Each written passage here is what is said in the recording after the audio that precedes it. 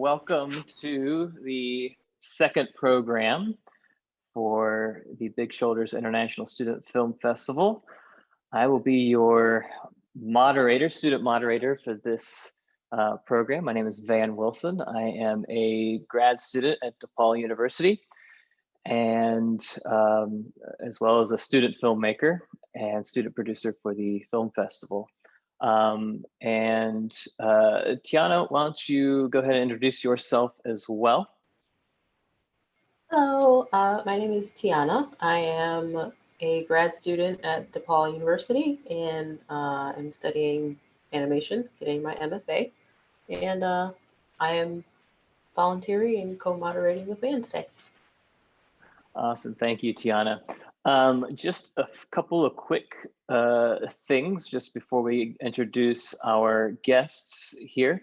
I wanted to do a quick thank you to our sponsors, Frame.io, Red Giant, TV Paint, Movie Magic Screenwriter, DePaul College of Computing and Digital Media, and Division of Mission and Ministry have all sponsored our event and film festival. So thank you to them.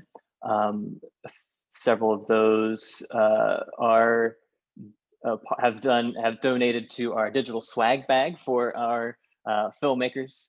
And let's get to introducing our filmmakers. So as introduction, I'm going to go around. We'll go one by one. As introduction, just state your name, where you are coming, where you are currently in the world. One of the fun things about doing a virtual film festival is getting to connect with people across the world.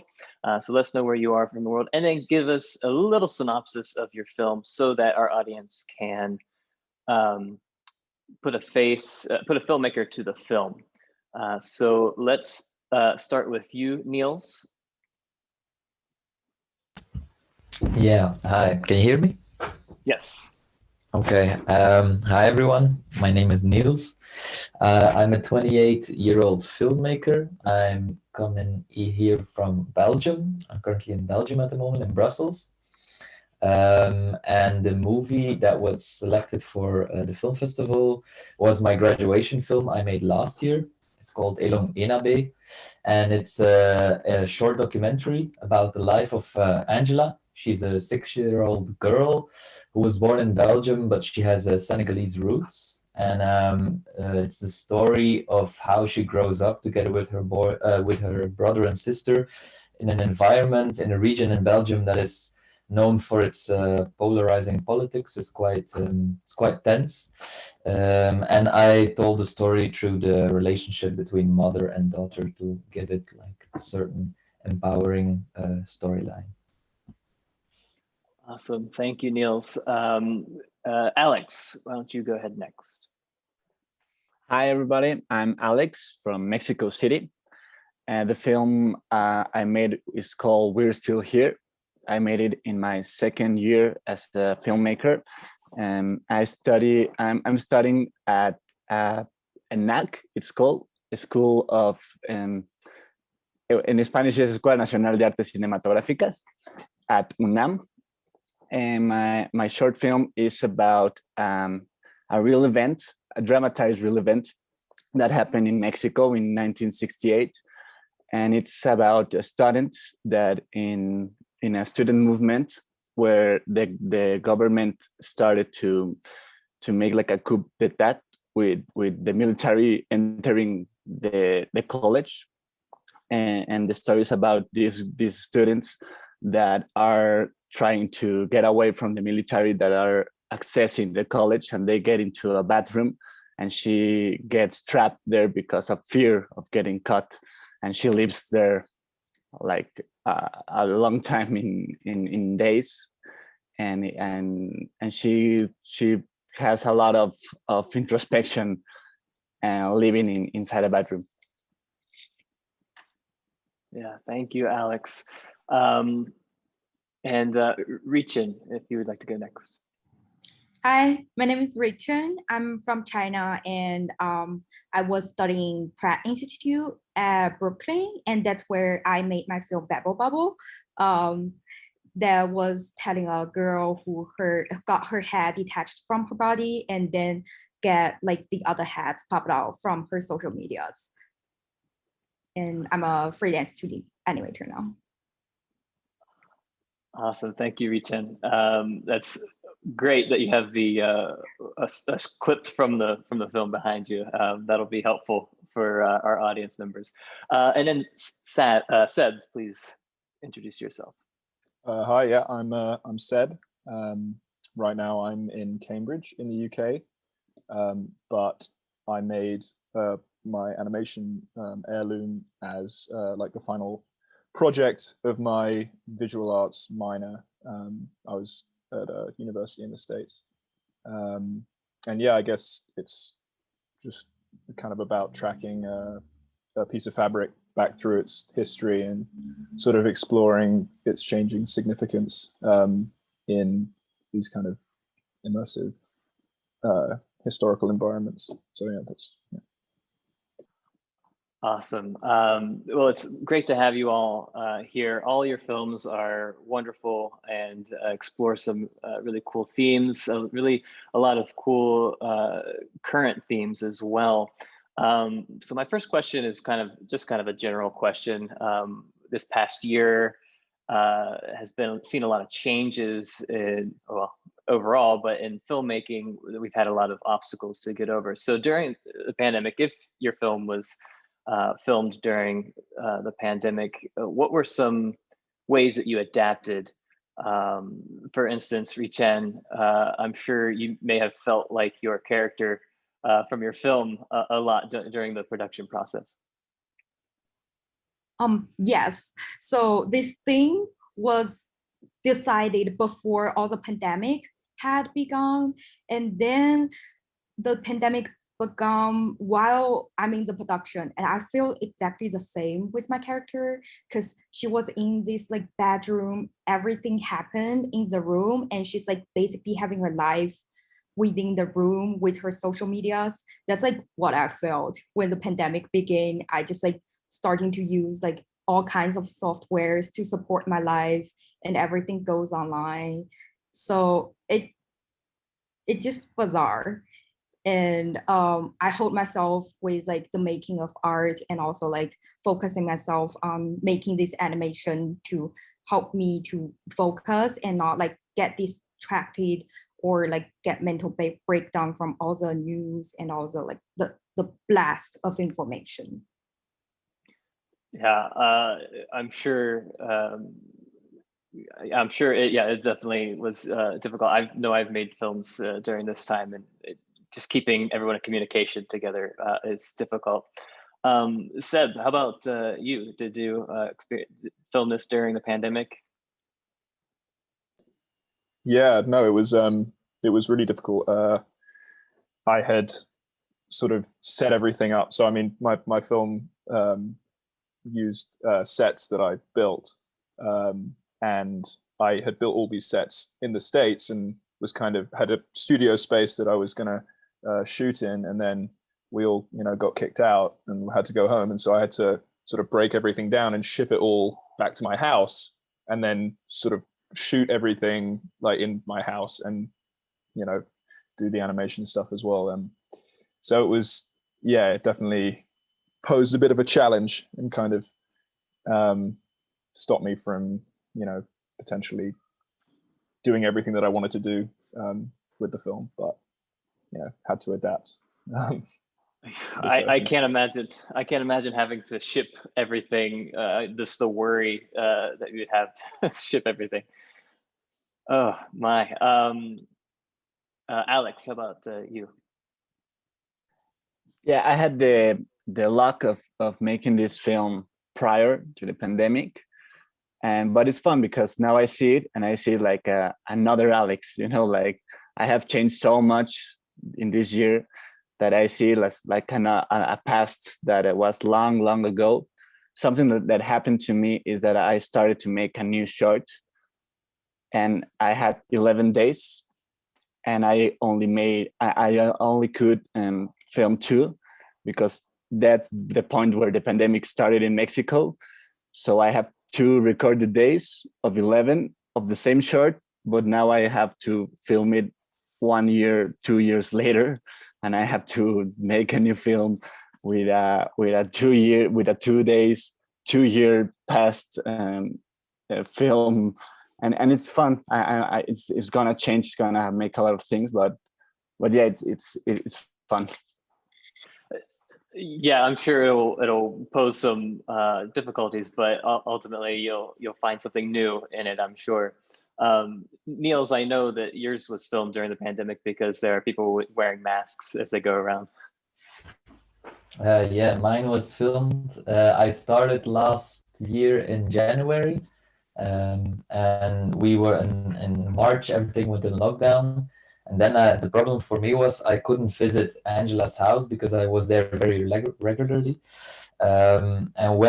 So I just kept in touch, and I called her a lot every day to try to keep in touch. And then when we were able to come back, so I saw her next time was somewhere in May. The problem was, because I make documentaries, she changed a lot. So she lost both of her front teeth. Her hair was different. Her brother changed. So everyone looked different. So we had to wait. And she also grew so much older, and a bit strange to say, but in those 2 months, she looked different. So we had to wait until her teeth grew back, and then we could start shooting again. So it was also a challenge. Wow, that's wow. You didn't think about people changing. Well, I guess when you're filming a 6-year-old, you do 6-year-old does change quite rapidly. But also, like, during the pandemic, you're going into their personal space, like in their home. Like, what did you do to keep everyone safe? At first, we started visiting and seeing if it was even possible, because we're with me and my DOP, and we didn't want to invade their personal space, and it's a very small house. So at first we shot some scenes where we could keep distance, and then for the other scenes, for example, we just had to wait and wear masks and be very safe. But it worked out. I'm really happy. It worked out, and the family was very comprehensive, so they worked with us very well. So I'm really glad that I could finish it, but it took a long time because of the pandemic, of course. Yeah, excellent. I'm glad you guys made safety a priority and you were able to get it, because it's a really wonderful film. Alex, I wanted to kind of talk to you about We're Still Here. I love the tone of the film and the long takes and the handheld camera work. It all just works very well. It really immerses the audience, like puts the audience right inside that bathroom with your character. So I was just wondering, it's kind of hard to capture trauma and a period piece, but beautifully done.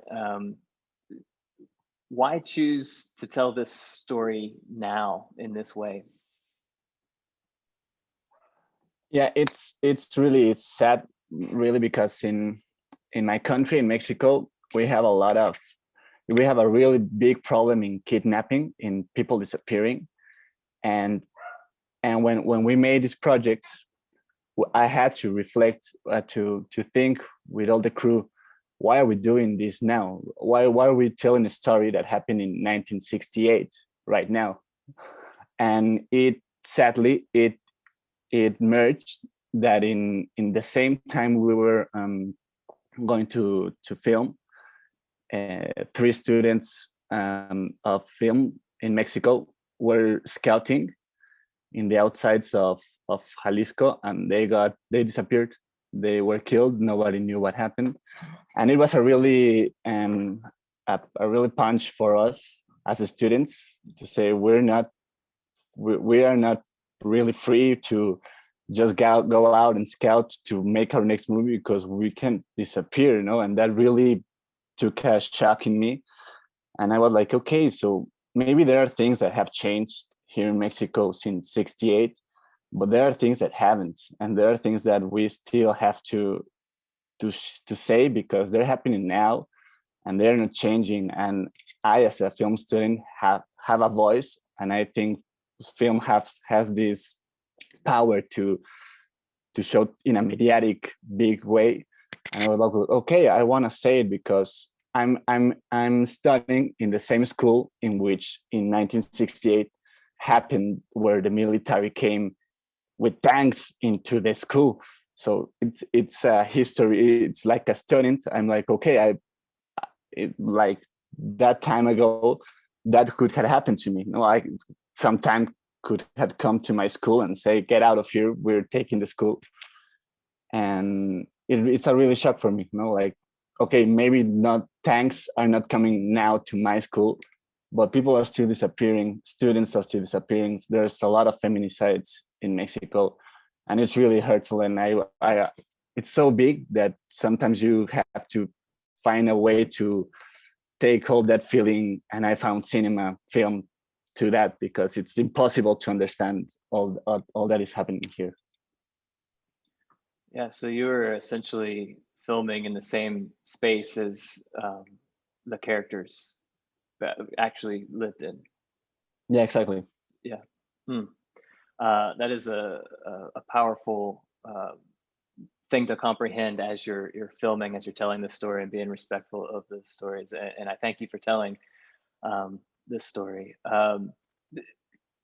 Seb, your film Heirloom touches with history as well, and I was just kind of in awe of the patience in allowing the story to just be told through these different settings, these scenes. There's no speaking or anything like that, and you just kind of get a sense of what this family has gone through the generations.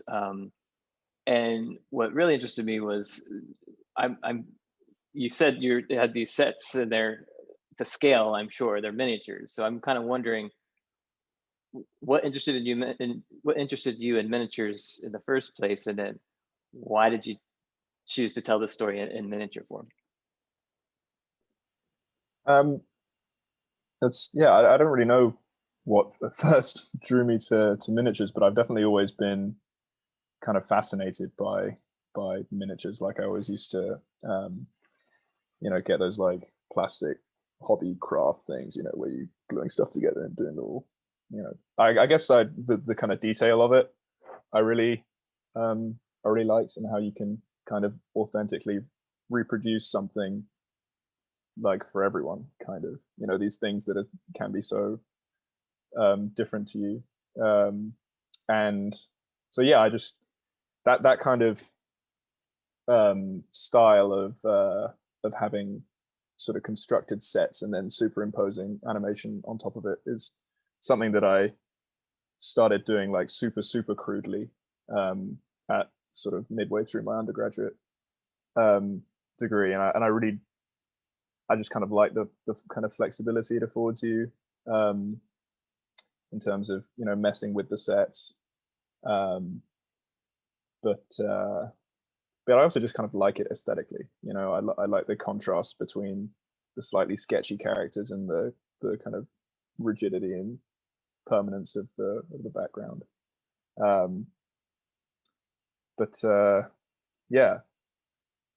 Yeah, that's kind of it. Yeah, no, that's great. I guess I have a follow-up question to that.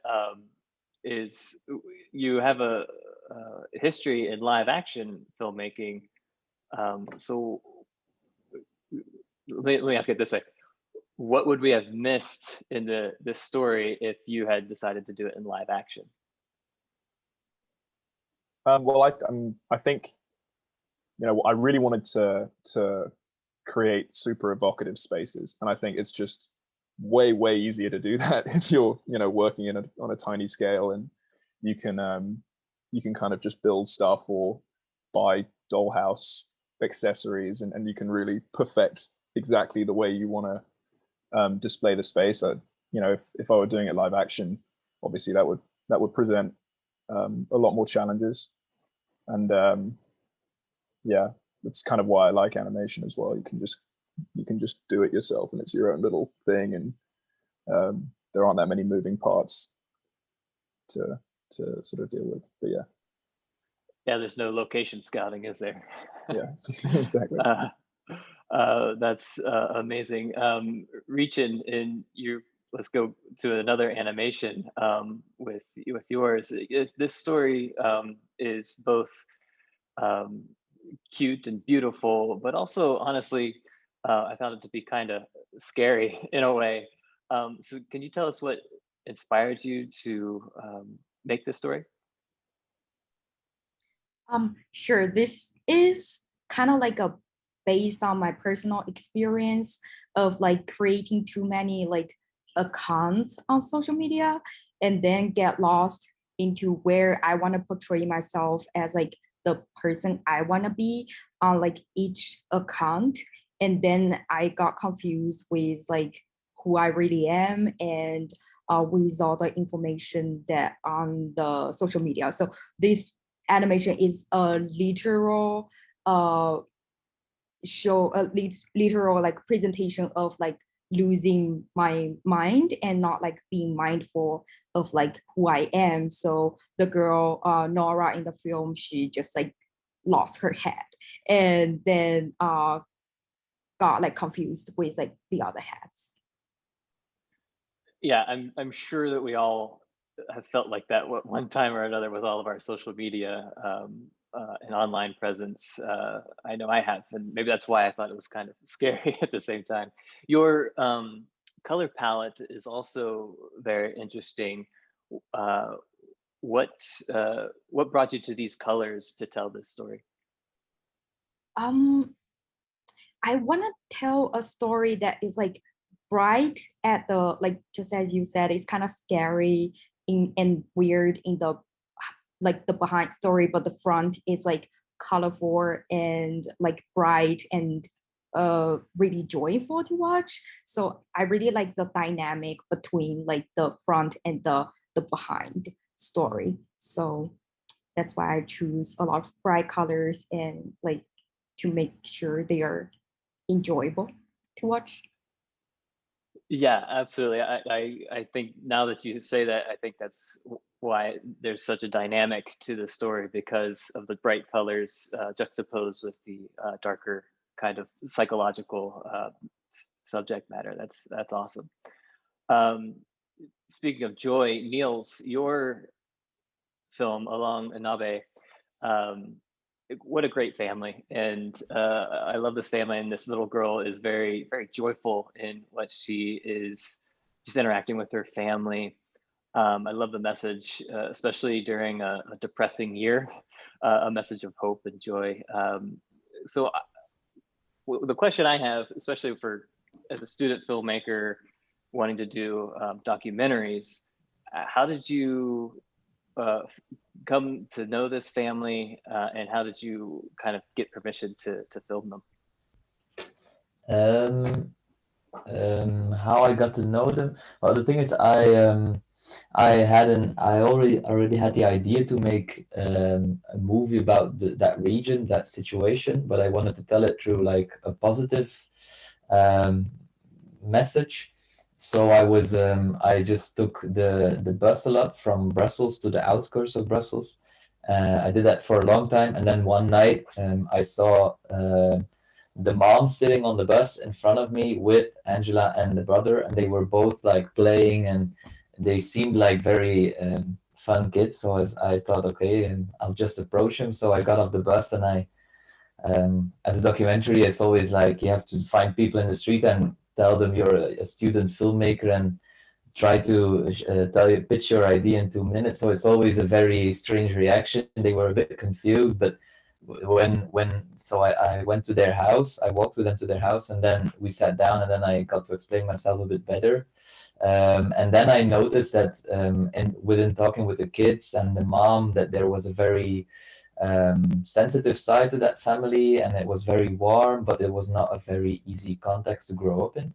So I knew that there was a good story there. And then it's always a matter for me, because I make very intimate movies in a certain way, to create a relationship with the people I'm making a movie with. So what what I did is I observed their life for a very long time. So 2 months, for 2 months, I got to school. I followed their day for 2 months. So I went to school with them. I did their homework. I got up with them. I went to class with them to see how she interacts in class. I follow their everyday life, so that actually when we start shooting, I know very well where she sits, what she does, and so that when we introduce the camera, it's not very unnatural for them. They don't really notice it anymore that we're there, because I'm already there every day. So, and that's how I try to create a natural space where things can happen, especially with kids. That's always a challenge. Yeah, I bet. Well, I think you nailed it, because they seem very at ease with you around. What are some ways that you put them at ease? Well, what I do is I only have me and my cameraman, so my DOP, and it's just the two of us. So there's no big crew, because otherwise it's very imposing on them. And both me and him, when we go there to shoot for a day, the first 2 hours were talking, playing, going, making dinner. We're just doing regular things, so that the mood is already a bit calm. And then, for example, when we film how they go to bed and how they have discussion of where they're from, before that, there's already a conversation of half an hour about who's the best swimmer and who can run the fastest. And so they're already in a very serious conversation about that. And then the camera, we start the camera, but they don't notice it. And then I start asking, so where are you from? And then it just happens naturally without them knowing. And that's how I always try to do it. And also the kids, we give them the camera, and then they play with it for a very long time. So they're very used to all the equipment, and it's just trying to make a good environment for them. Yeah, excellent. Tiana, do we have any audience questions? Yes, we have one for Heirloom. And sorry if we've already answered this, but Oliver wants to know about the inspiration behind Heirloom.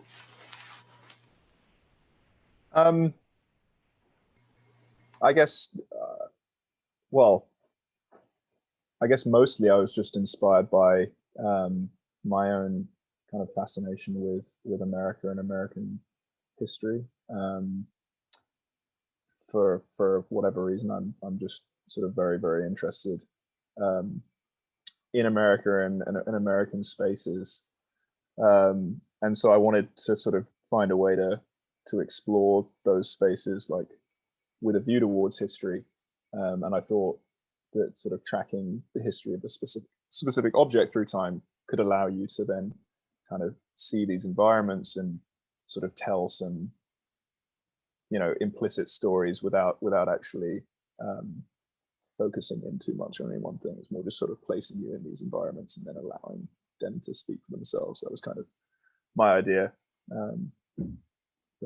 Yeah.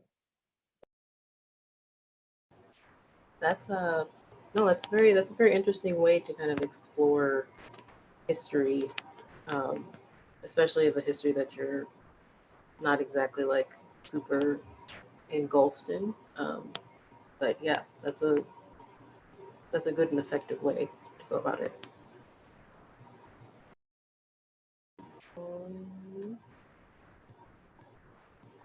And we have another one for Richan. And not sure who this is from, but it says, what was your process in creating your film? So I had a long time to write the story. So to make sure we got the focus on like how the girl lost her head, and like then her main goal is to find her head. Then I just like start to animate straight ahead because it was like I took too much time on writing the story, then the actual animating time was shortened because of that. Then I just like it made a lot of like reference on my own, pretending I don't have a head. Then like, what do I do if I don't have my head, and what will be the action? So I just like, mostly I'm performing on my own, closing my eyes and like trying to explore like around, like crawling on the floor to like search my heads. Basically, there was a lot of acting on my own. Then I use them as like the reference to make my animation. And I had a great time working with my musician, Brennan Pollock. Basically, the music really hold my, that was like one of my most important parts of making the animation, because we need to focus on like giving each head a unique sound that just like to distinguish them. And yeah, that was basically the important part in my production. Good. Reference have a- video is always super important when it comes to animating. I have discovered in my studies. So it's really cool that you were actually like crawling around your own space, acting like you didn't have a head. I think that's good. Who hasn't done that? Richan, I do have a question about the musical score of your film. What made you decide to? I assume it's a synthesizer. What made you decide to use that? Sorry, could you read? I'm not familiar with the term. Well, the musical instrument that you used, the synthesizer is something from the 80s. It probably has evolved into something else by now. But I was just wondering about the musical choice that you used. It's very effective. Okay, that's great. That's good to know, because I hand over my music and my sound effects to my musician, and what I want is a lot of like digital sound. I think that's what, like, that specific requirement goes back to like the kind of like a vintage like sound effects, and also like the beeping and things that's like mostly I want to have like electronic device sound, so like radio waves, and also a lot of like just like beeps and a buzz, because they are like from social media, from like technology, and from like these like virtual things. So I guess that's like where the vibe from. No, that's amazing. I think it was very effective in telling your story. Do we have any other audience questions, Tiana? Yeah. So this is for all of you. Do any of you have any new projects that you're working on, or things that are currently, in progress?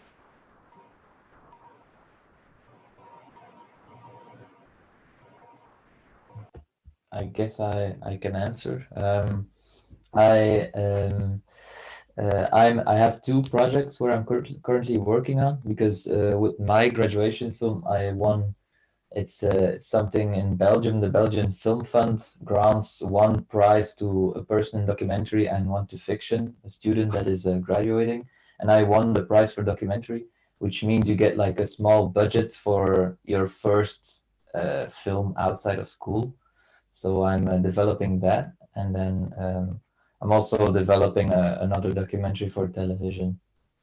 So yeah, I got lucky. I don't know why, but I graduated a few months ago, and now everything is heading very well. So I got very lucky, very fast. So That's awesome. Congratulations. thanks. Does anybody else have any current projects or things that they're working on, writing, anything? I have this project I was talking about earlier, that it was a short film that has changed a lot in the pandemic, because as I said, I recorded 2 days, but then in the pandemic I rewrote the screenplay and then rewrote it again, and then I'm rewriting it again once again, and the story is changed a lot, but it's I think it's taken another depth, because the story mainly before the pandemic, it was about a guy that had this strange disease that he couldn't hear music, but he could hear everything else. So he was like becoming crazy because he didn't know what was going to happen. And now the story has changed another way, because with this pandemic, I rewrote it, that now it's about a new virus, 2 years after this pandemic, that this virus takes away the thing you love the most. So to this guy, he takes away the music. And so it has been interesting, because now I have looked myself in the mirror, like in the pandemic, and see things that I wasn't gonna do before in this project, and things that I really want to talk about right now, due to all the changes all the things I've seen inside my room. So yeah, I'm working on this. I'm hoping to film it on this year, but I depend on Mexico's vaccination system, which is really slow. But I hope I can make it in this year, so I can start editing in 2022. Well, that sounds really interesting. I hope everything, can get this ball rolling with getting things back to, well, somewhat normalcy and safe for everybody to get back out there and do what they want to do again. We have another question. Did anybody receive funding for their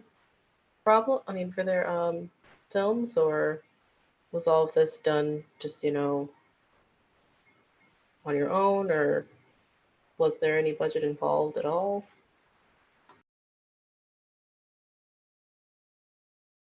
I did.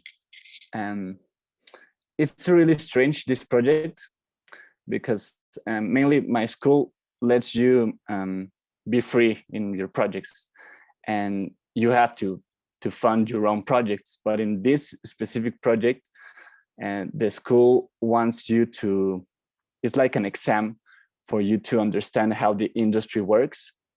So the school, instead of giving you free creativity of making anything you want, the school says, okay, you have to make a screenplay with this and this and this and this and these characters and blah blah blah.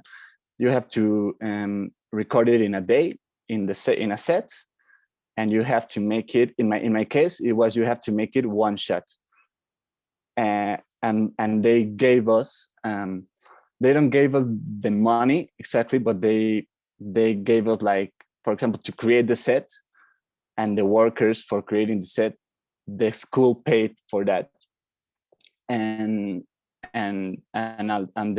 the catering, the food, also was paid by the school, because it was meant to be like a super industrial work, where you only go and do your work and leave home. So yeah, we got like a kind of a fund, but it was from the college, not from outside. The college made all that payment. No, okay, that's really interesting, the way that they go about having certain requirements. Was that hard for you to work in those guidelines, or was it too much of a challenge, or was it just enough of a challenge, or did you find it kind of nice to have certain boundaries that you had to stay within? Yeah, it was. I didn't really like it at first, because I was used to making my own projects freely as I wanted. But it was really interesting, because when they tell, I didn't write the screenplay. A colleague wrote it, and it was the first time I made something I hadn't written.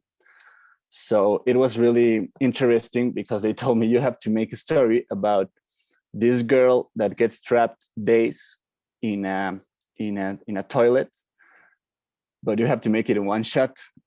So like I had to try to make how can I make this ellipsis work in one shot, and at the end it didn't really became one shot.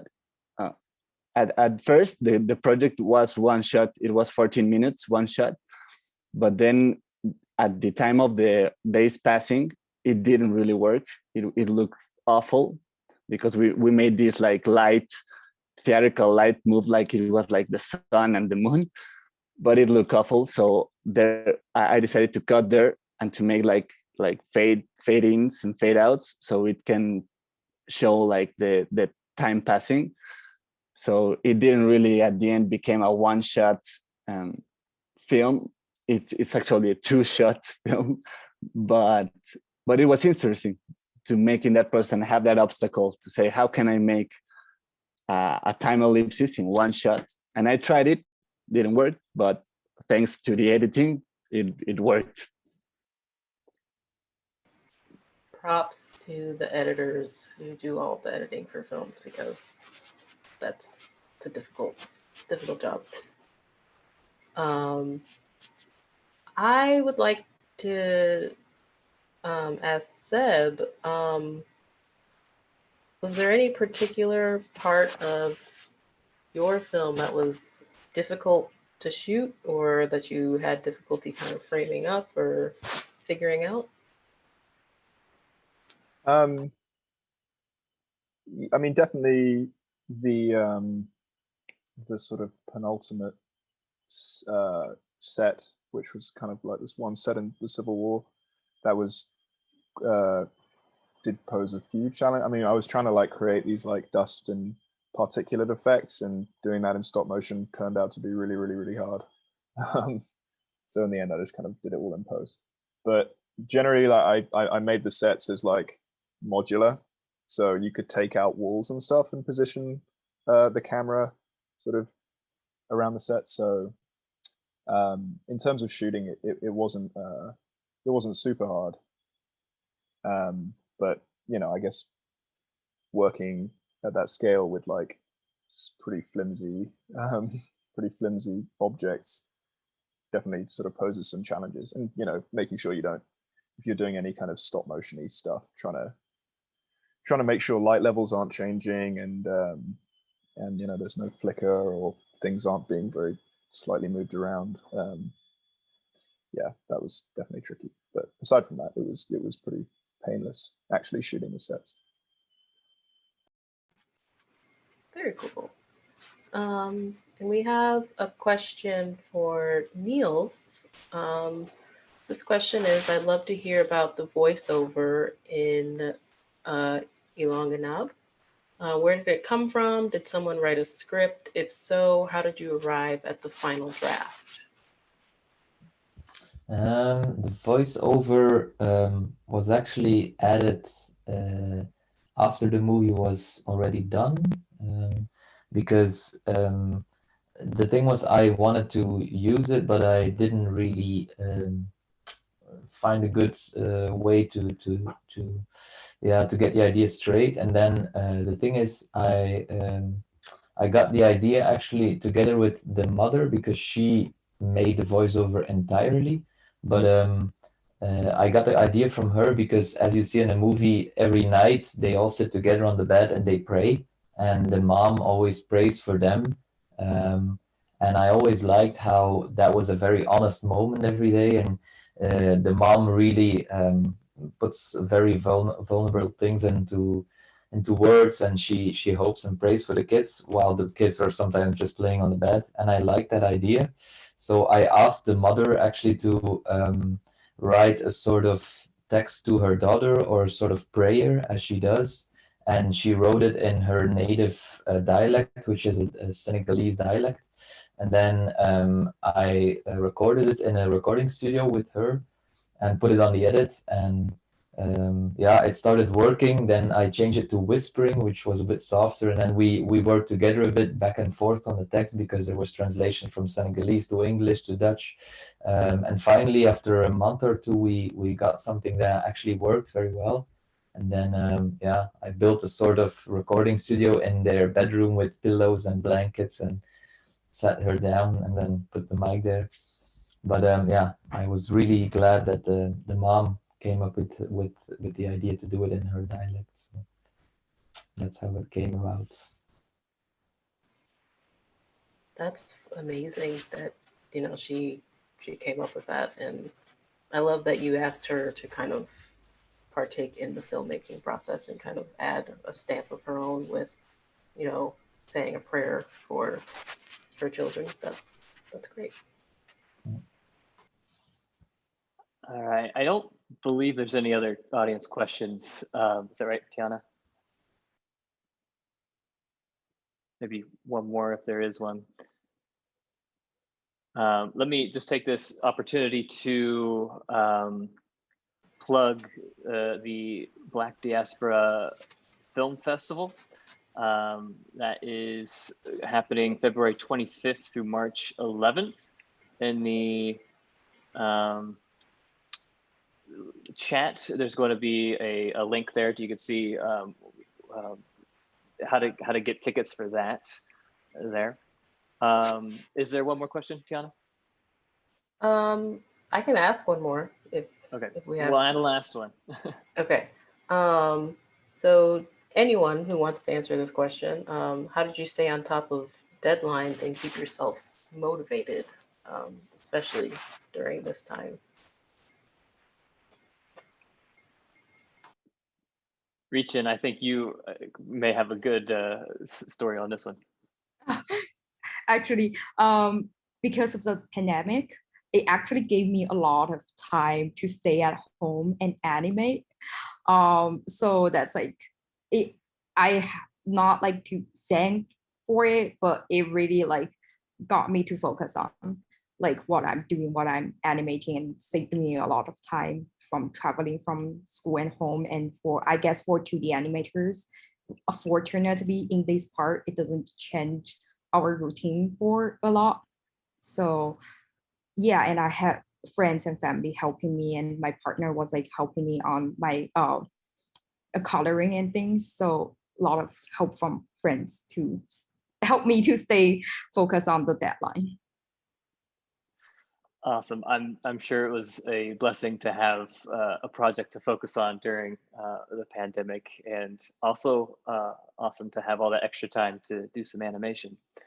Well, thank you to each one of you for being here, and thank you for sharing your stories with us. I think they're all amazing and important.